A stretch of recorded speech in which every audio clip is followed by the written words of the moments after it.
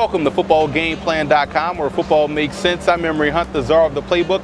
Bring you our 2013 NFL Draft Special for the Philadelphia Eagles. We're handing out draft grades, so we're going to look at every last selection the Eagles made this past April, as well as some undrafted free agents that you want to keep an eye on.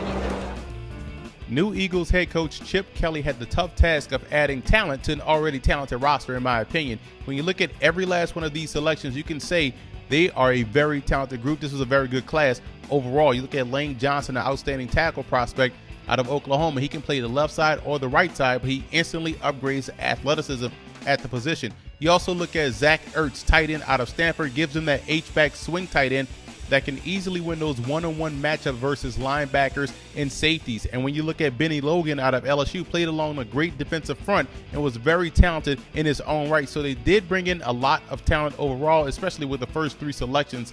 But what I like most about this Eagles draft is that they own the 4th through 7th round with some outstanding players. Joe Kruger is a guy that can come in and be either an outside edge rusher or play that 5 technique position, something that they need sorely in this new 3-4 defense that they're going to run. And Jordan Poyer, surprised me that he fell that far to the 7th round. I had a first round grade on Poyer. You can't ignore a cornerback that can be effective on blitzes, also has the ball skills, but can also help you out as a returner. This is a tremendous playmaker. Reminds me a lot of Cortland Finnegan that plays for the St. Louis Rams. I feel as though the Eagles got a steal in round 7.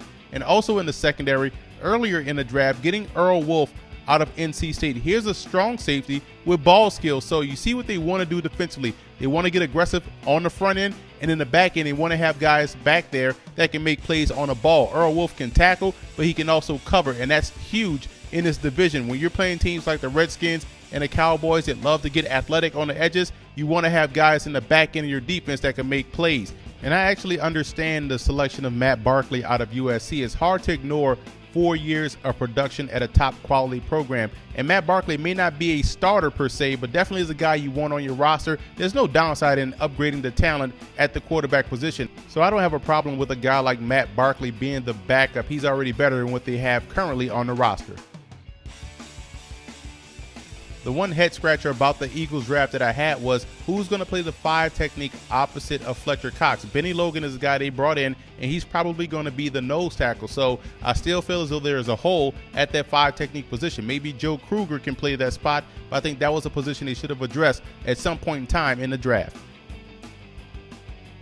Some undrafted free agents that could surprise and make the Eagles roster. I look at Jake Knott, linebacker out of Iowa State. Productive guy over the course of his career. He went undrafted partly due to his injury concerns. If he checks out medically, this guy will be a steal.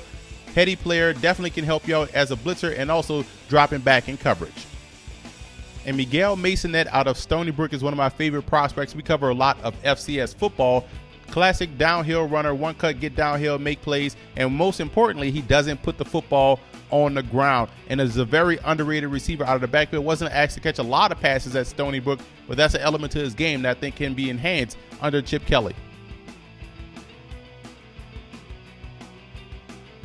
I'm giving the Eagles an A- for their draft. I absolutely love what they were able to do. They got a franchise tackle in Lane Johnson, whose best football is ahead of him, and you look at every step of the way, rounds 1 through 7, coming away with tremendous playmakers. Earl Wolf and Jordan Poyer will be guys that I think can start from day one and instantly upgrade that secondary. So overall, this was a great class for Chip Kelly. And I also want to give a huge shout out to Eagle fan forums for always showing football game plan support.